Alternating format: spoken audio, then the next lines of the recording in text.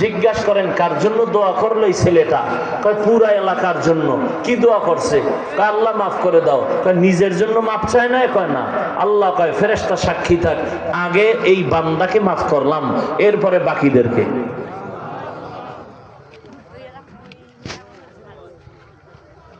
আমার দ্বারা কারো উপকার না হলেও যেন ক্ষতি না হয়, এটাই তো তাকওয়া।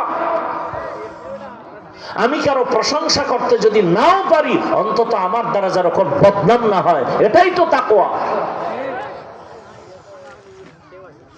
আমার দ্বারা কারো উপকার না হলেও যেন ক্ষতি না হয়। খায়রুন নাস মান ইয়ানফাউন নাস। ভালো মানুষ তো ওই ব্যক্তি যার দ্বারা অন্যের কোনো ক্ষতি হয় না, ইশারায় হোক, চোখের দ্বারা হোক, হাতের দ্বারা হোক। খায়রুন নাস মান ইয়ানফাউন নাস।